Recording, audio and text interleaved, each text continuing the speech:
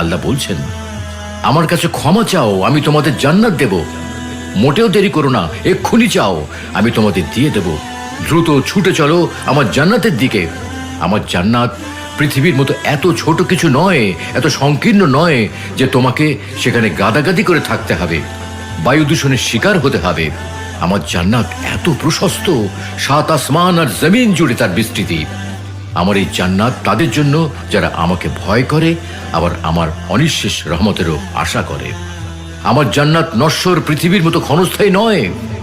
পৃথিবীতে তোমাদের জীবন বড় অনিশ্চিত, কে কখন চলে যাবে তার কোনো নিশ্চয়তা নেই। অথচ আমার জান্নাতে তোমরা চিরকাল বসবাস করবে সুখে, শান্তিতে, নিশ্চিন্তে। যারা তাদের পালনকর্তাকে ভয় করত, তাদেরকে দলে দলে জান্নাতের দিকে নিয়ে যাওয়া হবে। যখন তারা উন্মুক্ত দরজা দিয়ে জান্নাতে পৌঁছবে এবং জান্নাতের রক্ষীরা তাদেরকে বলবে, তোমাদের প্রতি সালাম, তোমরা সুখে থাকো, সদা সর্বদা বসবাসের জন্য জান্নাতে প্রবেশ করো।